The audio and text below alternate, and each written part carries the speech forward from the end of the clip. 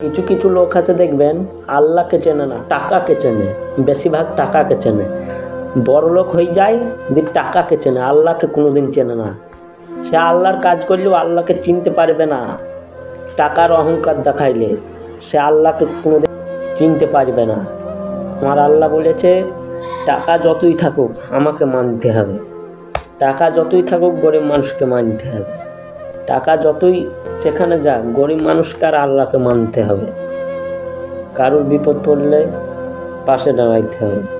তুমি টাকা আছে বলে তুমি যা মন তাই করবা, তা মানবে না আল্লাহ, তা হবে না। আল্লাহ বলেছে সবাইকে মেনে চলতে, সবাই একসাথে মিশে খেতে। আল্লাহ বলেছে তোমার টাকা হয়ে গেছে বলে তুমি অহংকার দেখাও, আল্লাহ সেটা তো বলে নাই। আল্লাহ বলেছে যে তুমি ব্যবসা করছো, আরেকজনের ব্যবসা তুমি করলাও, তার দোকানে খরিদ্দার পাঠাও না। আল্লাহ কি বলেছে? এটা বলে নাই। তাইলে গরিব মানুষকে ভালোবাসবা, আল্লাহকেও ভালোবাসবা, কেউ কারোর হিংসা করবেন না। এটাই হচ্ছে আমাদের ইসলাম ধর্ম পক্ষ থেকে জানানো যাচ্ছে। হিংসা করলে আল্লাহ জাহান্নামের আগুনে পুড়িয়ে ছারখার করে দেবে। আর যদি একটা গরিবকে তুমি দান করো, তাহলে আল্লাহ বলবে একে জান্নাতে দেই। আবার যাদের ঘর সাহায্য করবে তারাও বলবে যেন জান্নাতে যাক, যেন অনেকদিন বাঁচুক বলবে। তাহলে বলো দুনিয়াটা কোথায় গিয়েছে? আল্লাহকেও মানছে না, গরিব মানুষকেও সাহায্য করছে না, টাকা হয়ে গেছে বলে। আবার কেউ যদি দোকান করছে, তার দোকানে খরিদ্দার গেতে দিচ্ছে না। তাহলে কেমন এসব দুনিয়ার লোক বলেন?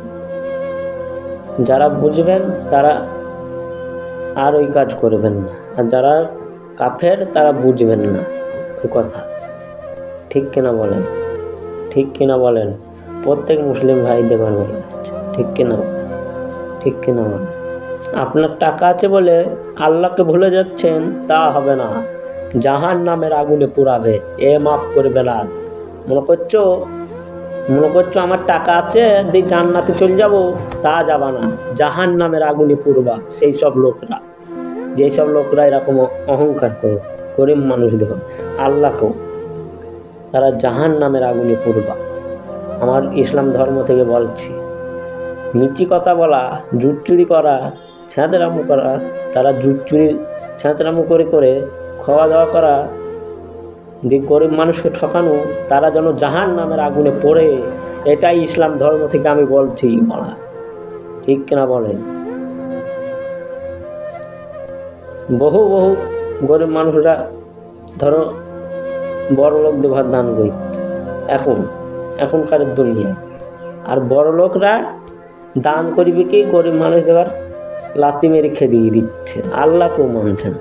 তাহলে কেমন দুনিয়া চলে এলো বলেন? কেমন দুনিয়া চলে এলো? কারোর শরীর খারাপ বলছে তোর এ হয়েছে তা হয়েছে, তাহলে কেমন লোক বলেন? সেসব কেমন লোক? দুনিয়ার কেমন লোক?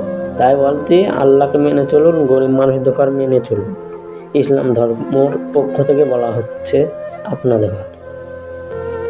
আল্লাহকে না মানলে জান্নাত পায় না। তুমি যতই টাকা থাকুক, যতই পয়সা থাকুক, জান্নাত কোনোদিন কিনা হবে না। জাহান্নাম কিনা হবে, জান্নাত কিনা হবে না। জাহান্নামের আগুনে আল্লাহ এমনিই দেবে, আগুনে পুরান লেগে। গরিব মানুষকে অহংকার দেখাবেন না। ঠিক আছে? সবাই ভালো থাকবেন, সুস্থ থাকবেন, আর গরিব মানুষকে আর আল্লাহকে ভালোবাসবেন, পাশে থাকবেন, মানুষের হিংসা করবেন না। আমাদের ইসলাম ধর্ম থেকে এইটাই বলা হচ্ছে।